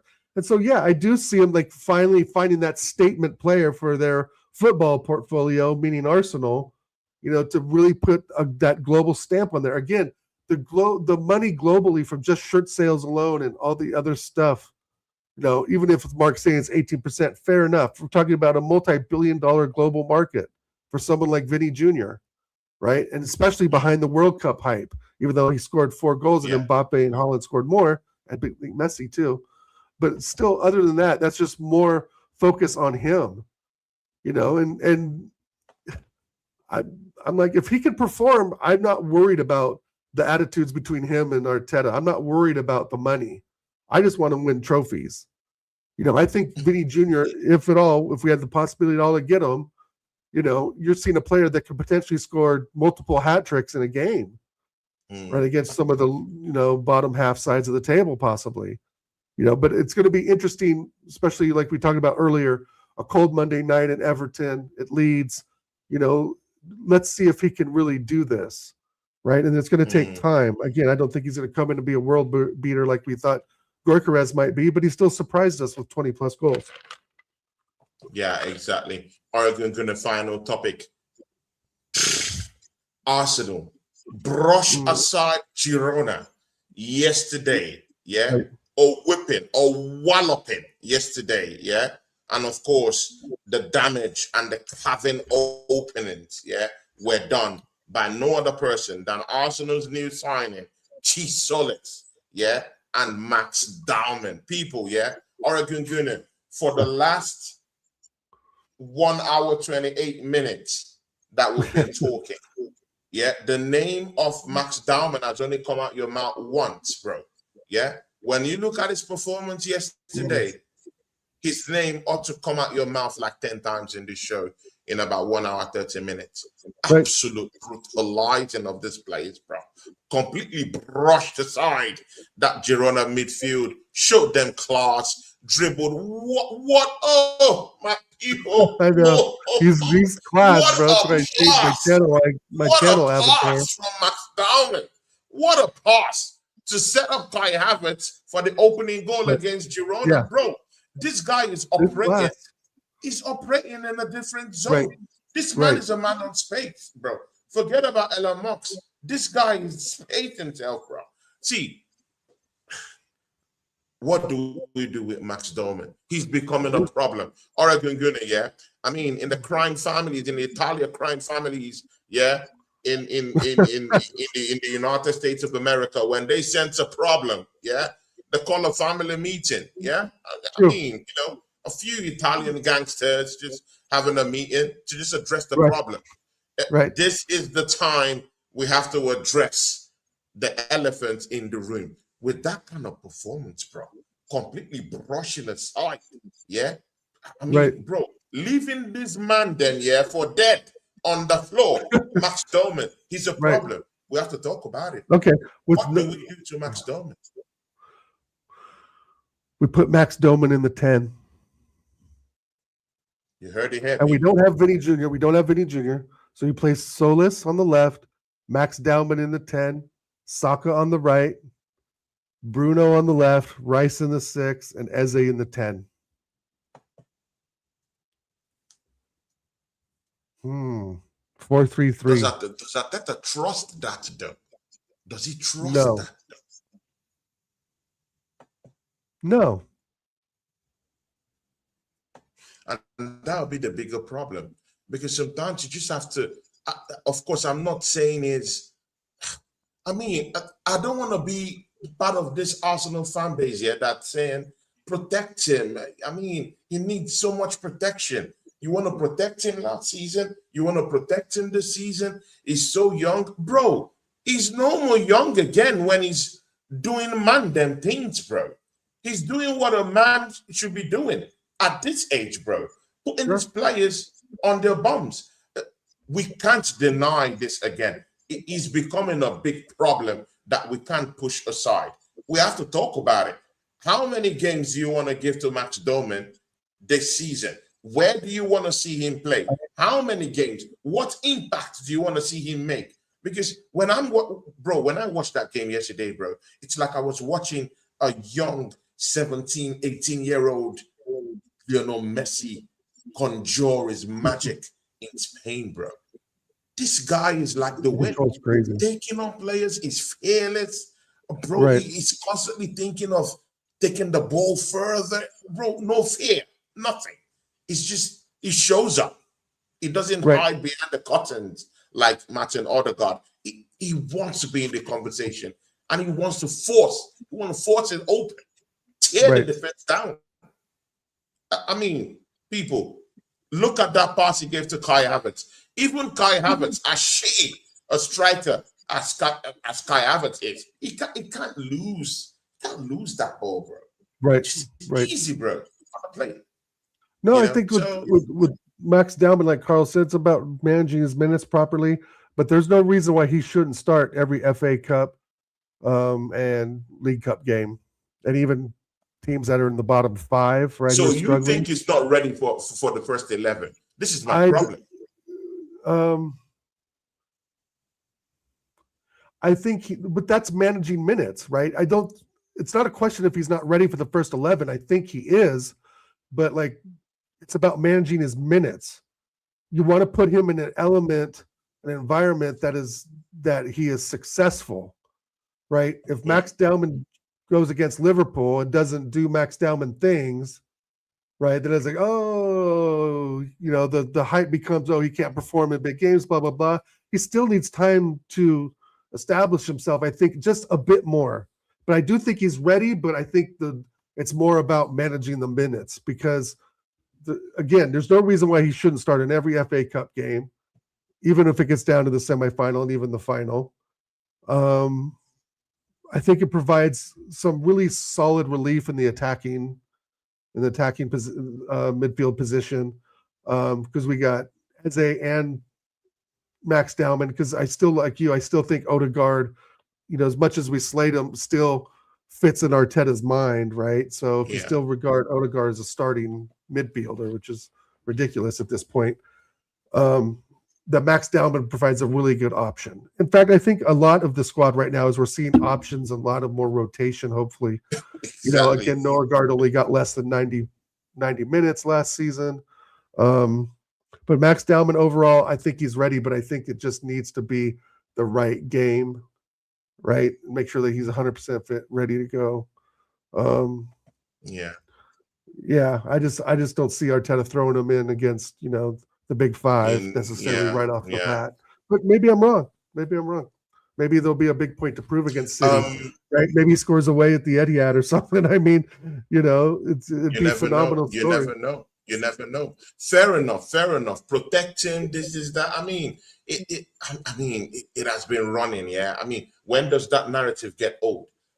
I mean, if Messi can take the reins of power at the age of 17 and just broke into that Barcelona team and kept on shining. I mean, we've seen players like Pedri, Kubrasi. Kubrasi just won the best young player in the World Cup. Bro, what are we talking about, bro? I mean, what are we thinking? We have all these young players displaying for Spain, playing in Spain, both for club side and for country, and we're thinking penny pinching this youth we have in bro. What has all this penny pinching and bro, protecting, that's the word, done for us over the years? Wilshere, we protected, man, completely banged up, shipped out. Who was that again? Oxlade-Chamberlain, protect.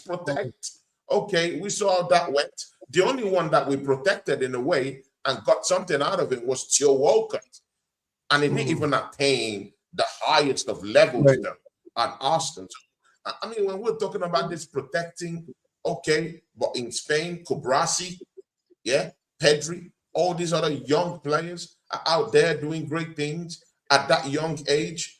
Lamine Yamal. I mean, all these players. I'm not trying to compare them, but I'm trying to say, hey, these guys, I mean, they did their thing, yeah, at such a young age, because they had managers who believed in them and decided to throw them into the, into that dark place, and they shone.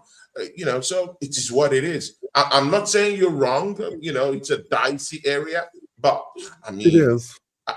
I think it's time to have conversations about what to do with Max Doman after that yesterday's showing.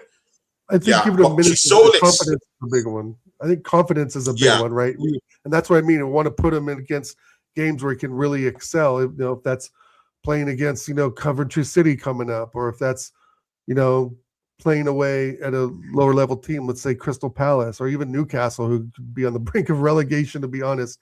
I just want to see that confidence build, because then going into the bigger games, City, Chelsea, Liverpool, United, that he'll have more of that foundation already and confidence that he's okay. I'm scoring 4 or 5 goals against some of the minnows now, right? No disrespect to the lower clubs, but if he's got a goal tally of 5 goals in the first 6 or 7 or 8 games, that's going to give him confidence to go to Etihad, to go to Anfield and Old Trafford, and hopefully get that starting spot or be brought on early the second half to have a real impact. What I don't want to see him brought on is like in the 80th minute for him to go out there and have to fix things at 17 years old, right? That's the other part I want to avoid. I don't want him to feel like, oh, you're our last resort, so here you go.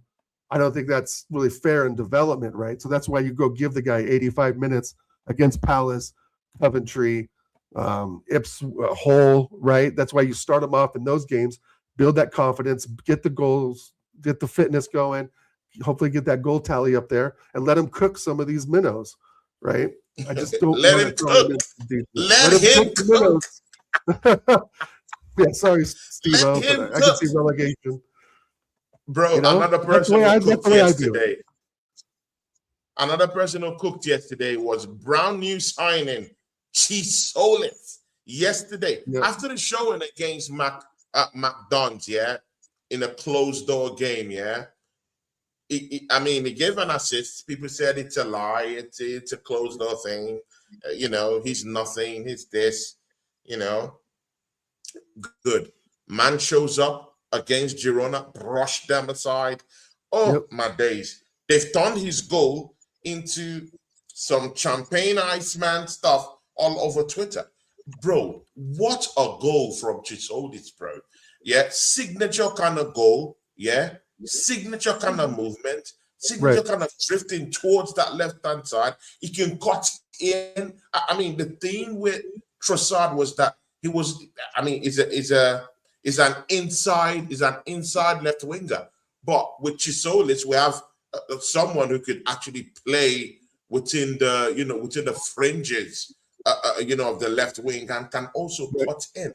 But when he cuts in, he's deadly, bro. He's so deadly because he has his eyes on goal. It's quite different with Trossard, who needs to take a few more touches here and there, before the whole movement, and in a monumental way. TZOLIS is a bit of a, he's there, he's scruffy. He wants to score, bro. This is a nice goal. Bro, man doesn't want to dress it. Man doesn't want to do monuments, paint art, or do pictures, like JC or whatever. Man just wants to, he's like Tupac. He just wants to score goals. He wants to just brush the ball away into the net. Right. And what goal he scored. You said you watched the highlight yesterday. You saw that goal, signature goal from him. He scored similar goals like that in the UEFA Champions League.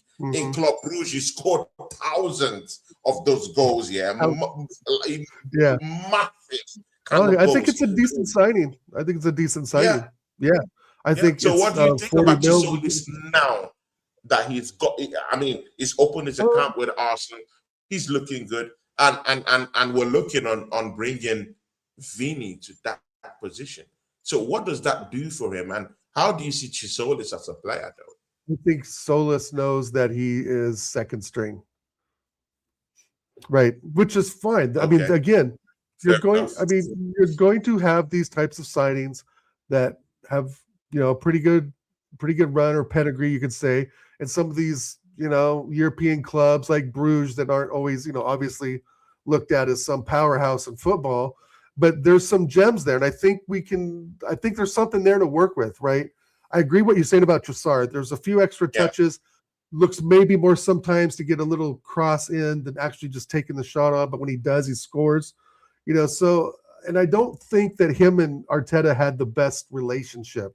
Remember a season before last, we thought there was a little bit tension there because Trossard wasn't getting the minutes, right? So we did have that conversation on your show, I believe, as well, Tony, at the time. So I think that the Solis guy is kind of refreshing, someone new, and he's got his first goal already, and maybe there's something there. I don't think Girona are that good of a team, so I definitely want to see him, what he can do against the Big Five, right? I want to see him in high-pressure situations, showing what he can do, because a lot of people said that at 40 mil, that's kind of a bargain, Yeah. Really? I mean, I hear it. I hear people will coming to the end of the show. Me and Oregon gonna 1 hour 42 minutes of doing justice to Arsenal topics, people. Me and Oregon, we covered the ground. We've covered Bruno Guimaraes. We've covered Vinicius Jr. We've talked about Max Dolman. He's just talked about TZOLIS, people. It doesn't get better than this, people. It is what it is. Drew Gunners gave us, people. Big up to Drew Gunners, people, yeah. Big up to Drew Gunners, yeah. Drew Gunners gifts us, yeah, another 10 jewels, people. Big ups to my brother, my person, yeah. Drew Gunners, he gives us a drill.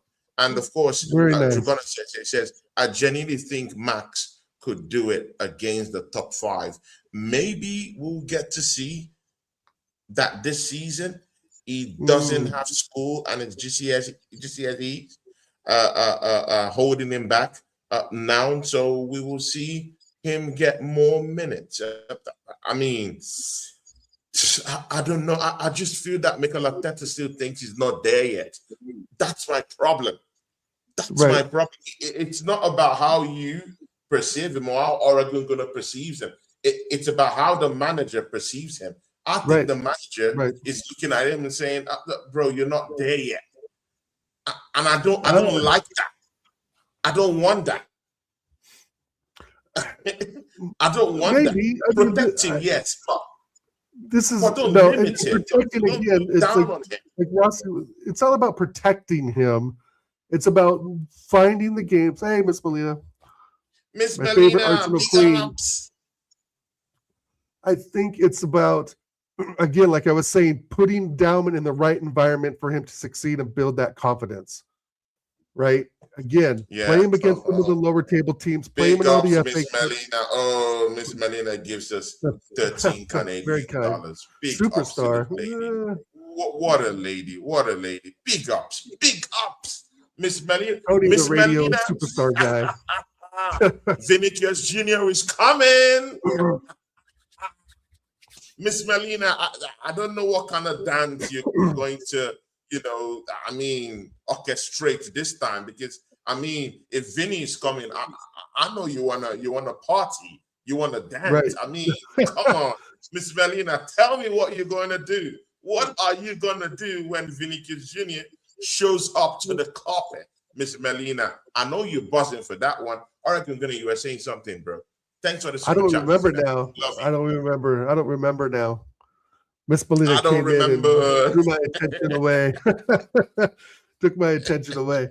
No, we were talking about Solis, right? Yeah, Solis, and just I think he's joined the club because, well, obviously it's Arsenal. Number 2 is that I think he realizes he's probably not the first string guy when you're talking like Vinicius Jr. coming in. I just, but we have to have players like that are better than what we got, right? He's still better than Reiss Nelson. He's better than Fabio Vieira. I know they play different positions, but at this point in time, it's like we've got still more dead wood to sell off.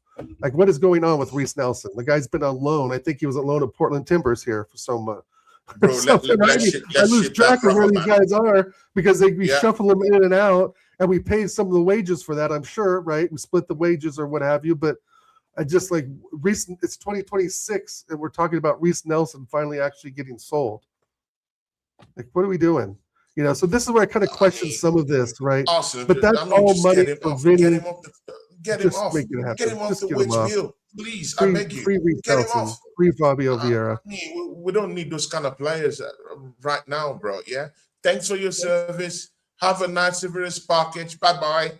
You know, we'll look on to greater things. It is what it is. It comes with the territory. When you're champions, I mean, you should be scaling. We should be scaling, yeah? Should be getting higher. We shouldn't be dragged, you know, back into a dogfight with all these, you know, mediocre players, yeah? We're now in the level of Vinicius Juniors, the Bruno Guimaraes. That's our level. That's where we are. And that's why we're in the market everywhere. You're looking for the biggest of players in the business. This is where we are. You know, as Arsenal Football Club, we deserve this because we've suffered enough. So people, yeah, all this Nelson, Jesus, they need to be moved. And again, thanks to Beretta, yeah, people, yeah. While we criticize, yeah, you know, all this other aspects, yeah, we also have to give credence to what Andre Beretta is doing. £7 million from Everton for Nordgaard. I mean, that's good business for a player we only brought in for about 10 million, bro, at his age, and we're flinging him off for about £7 million. Big up to Andre Beretta. Come on, man. It doesn't get better than this, yeah. Oregon, yeah. One last one before we go, yeah. Sure. Rivals. Chelsea have just, for some reason, they've just gotten in touch with an ancestor, yeah, who's older than the manager in Henderson. They've signed Henderson. Bro, is that a done deal? That's a done deal? That's a done deal. It's a done deal, bro. Yeah, it's a done deal. Bro, they've signed Henderson, an ancestor who is even more older than the manager. Throw that all away if you can't chew that, bro. Yeah, Chelsea have also managed to close that deal for Danny Welbeck, a player Arsenal spat out. Bro, it's over. Bro, it's touching nearly 10 years ago. Over a decade ago, we threw that guy away. Yeah, people. Chelsea have up the scraps. I've crawled into the dungeon of Brighton to go block out Danny Welbeck. Bro, well, let me ask you this, Tony. I know it's crazy, but if you're Chelsea and you're 1-1 away at Spurs, right, or even at Arsenal, and it's the 80th minute, do you want Rory Delap coming on, or do you want Danny Welbeck to come on? I think I would take Danny Welbeck 1,000% of the time over Rory Delap. Bro, what is this? Bro, what a slap in the face to Rory Delap. What is this? Yeah, so Welbeck. Oregon, yeah. No, behind João Pedro. Compare and contrast. This is where I'm going to. We have our rivals here, getting all these clown players, yeah. Sancho's Man United making a meal out of that. Yeah, Andre Santos getting Telemans. Yeah, decent player though, but I mean, not in far off than decent average. Yeah, player. Yeah, Chelsea going to bring in an ancestor in Jordan Henderson. Yeah, a finished player. I mean, experience counts, but he's an ancestor. But that's the thing, right? Because they spent, you know, Tony, they spent millions. They spent millions on young players, right? Yeah, let's not.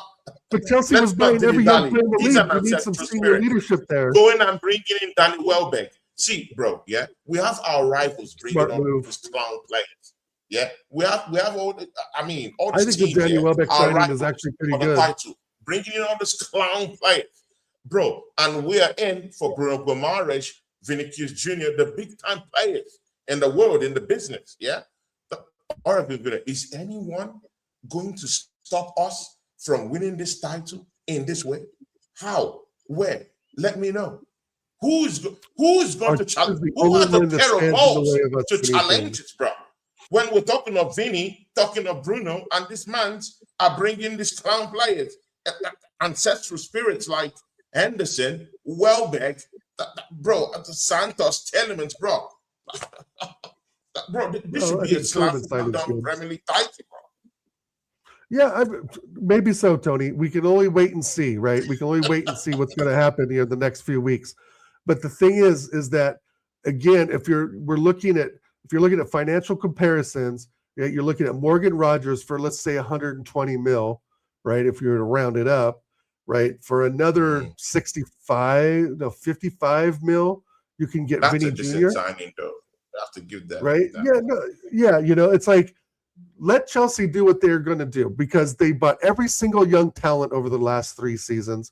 It hasn't really amounted to much, right, since they won the Champions League with Kai Havertz. So it hasn't really amounted to much. And now they're just finding out some of that younger talent isn't that good. And unfortunately, we picked up Madueke under that. And they basically let Kai Havertz open the door. The Danny Welbeck, to be honest, makes sense to me, but the Jordan Henderson one is completely out of left field. They're just giving him a place to land. But I think in their eyes, they're seeing this as like a senior player that can wrap in all the young guys like Mudryk, attitude, Enzo Fernandez, who's like hated now in world football, right? So Chelsea, I think, are trying to maybe go back to cleaning up their image a little bit. And let's remember, Morgan Rogers and Cole Palmer were youths in the Man City system. So they know each other from being kids with Man City. So I know they're close friends as well. That could have been part of it. Cole Palmer having his say, saying we need to get Rodgers in. But I'm not concerned about Chelsea. I'm just concerned about getting this marquee signing, Vini Jr., over the line right now. And then we can look ahead to the games. We can not worry so much about what our rivals do. Because if we sign Vini Jr., that's real intent. That shows more intent than any of our rival clubs right now. So yeah, exactly. Let's just go make it happen, Berta. Let's just go make it happen, says Oregon Gunner. Final words. And of course, Drew Gunners asked something here. He says, Bruno and Vini come in. Can we expect any more surprises in the transfer window? I don't think so. I think that's it. Unless we bring in the Ramon. A defender. How about a defender? Como. Yeah, well, I've heard Ramon, the defender for Como, excuse me. Como. Yeah, put our rivals on Como. Yeah, that's what we want. Right. On the contrary, if we bring in a younger, our enemies in the Como. How about that? Right, no, Como, right, Village in Italy, but for Cesc Fabregas, getting one of their center backs. I guess this guy's pretty decent, for a young center back. So I think, though, to be honest, we're safe, bro. With Saliba being out for 2 or 3 months, Hincapié, Mascara, Calafiori, even you could, unfortunately, maybe throw Ben White in there, which I don't think will happen anymore. But I think we'll be okay, Tony. But I wouldn't mind bringing in this Ramon guy. This, I think he's Argentinian, actually. Give another young center back a chance when he's 19, 20 years old. If we can bring him in for 3 or 4, 5 mil. Should we be investing in a defender or in a high caliber defender only to put that defender on the bench, though?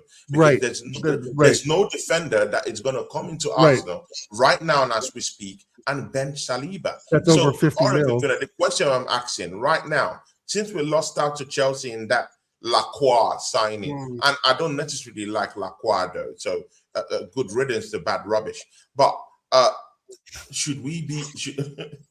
I'm sorry, I take a piece on this rivals. Yeah, I don't like them. But Oregon, do you think we should be investing 60, 70 million pounds, or is that wasted money right now in your own perception? This is what we talked about, I think, a couple weeks ago. I think that would be wasted money because,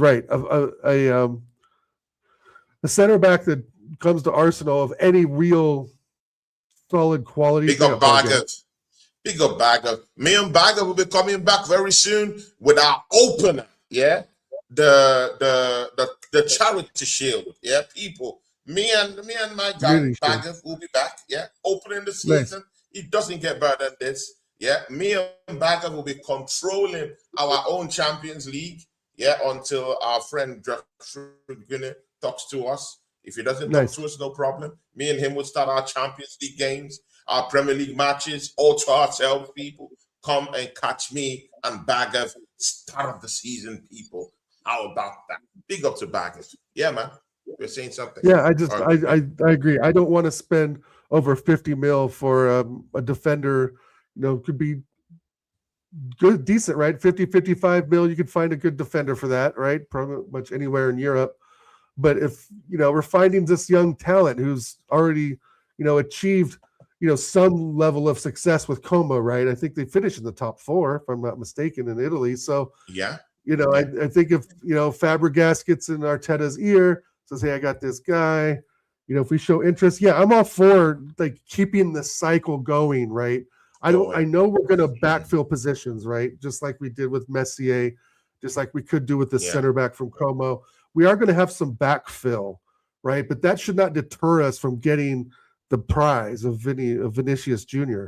On the on that left-hand side, right? But we need to pull out all the stops for that, which it looks like we have financially. I will wait and see. I think the next this week will be crucial, and we'll see what happens. But I'm very excited for Guimaraes signing up, tomorrow, essentially, with his medical, or still 9 o'clock there. So anyway, great show today, Tony. Big show, people. And we've come to the end, people, of the show. Oregon Gunner, man, what a show. Nearly 2 hours of hard-eating questions, conversations, people. It doesn't get better than this. Me and Oregon Gunner are doing justice, to this space.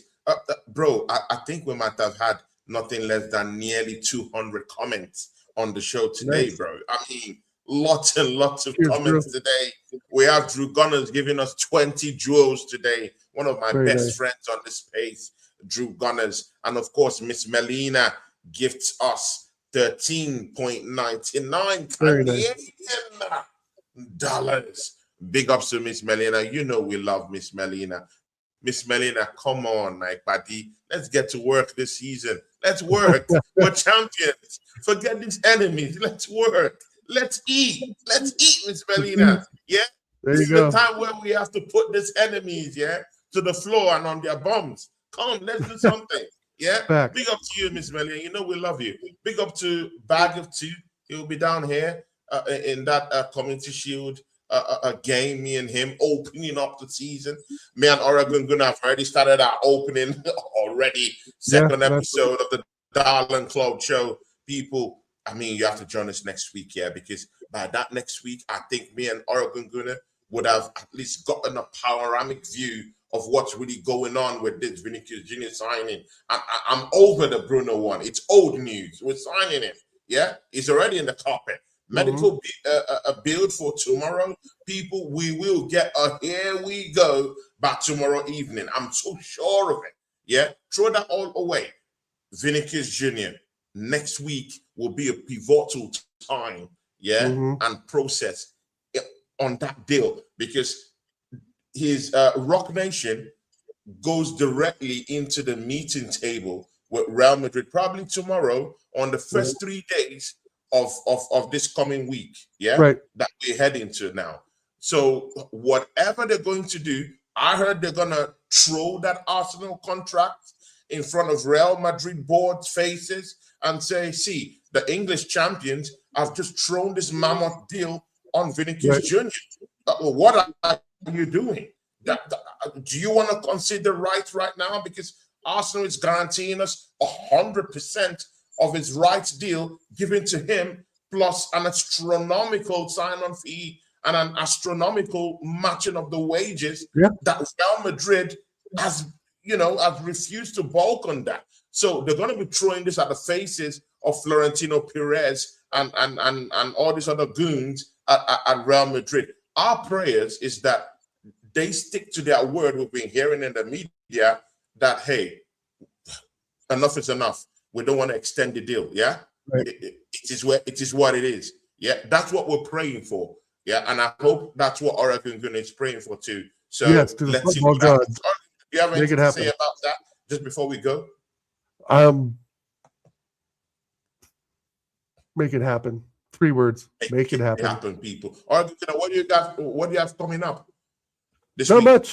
Not much. Just busy working, getting back in the swing of things, and just hanging out. Let me know when you're available. I'm not available Thursday, but may be available, Monday, Tuesday, or Wednesday.